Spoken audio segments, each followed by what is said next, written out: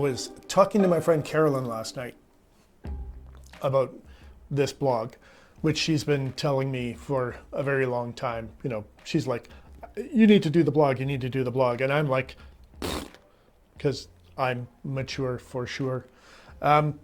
Anyway, my resistance to this has always been that, you know, it's hard to find a place to start talking about communication. I mean, I've done some video before that's gone up on my site, mostly for my own entertainment. So I sort of apologize for that, but not really, because I was having too much fun. Limit of no slinkies per audience member. Helped me. But this is the time when I think I need to be a little bit more serious about it and make sure that people are getting an opportunity to understand just how amazing communication can be and how powerful it can be. And Carolyn last night said, well, you know, why don't you just start at the beginning? Take your mark. I guess this is the beginning of the beginning for this blog about communication and its impact on us and how we can turn it to advantage. And the analogy that I like to use for communication is that communication is much like breathing. So, you know, you think back to the first time that a person breathes. That first wail coming out of the womb is our first communication. This is where we say, I need something. I'm uncomfortable, I'm hungry, put me back, I don't like it out here, whatever it might be. And that breathing that we do as we emerge from the womb, that first breath, is sufficient. It is enough to meet our needs. It is adequate. And we breathe, and then we take another breath, and we take another breath, and eventually we've strung together millions and millions and millions of breaths, and we're this old, and we can say with some confidence, I'm a pretty good breather, because I'm still alive. So that's breathing at a very nominal level. I mean, we all think that we're okay at it until we go and we study singing,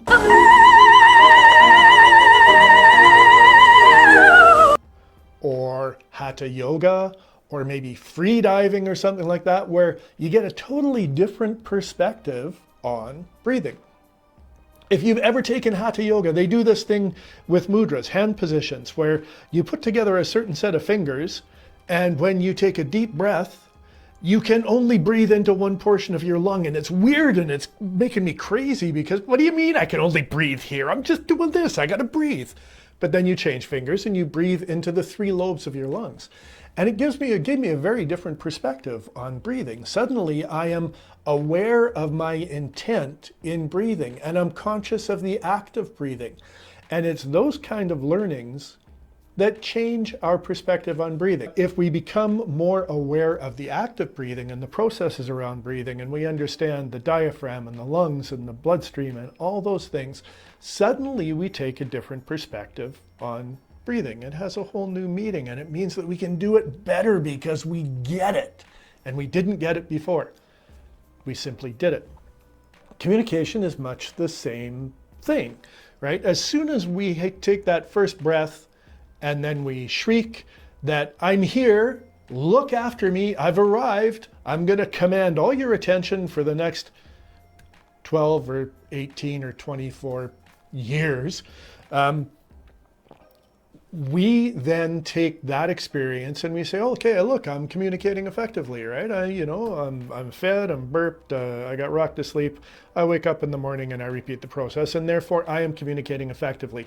My needs have been met at a basic level, which is good enough until we get to the point where we're self-aware and self-actuated, and we want to start controlling how our lives go, and we want to start managing the change that goes on around us and that goes on within us.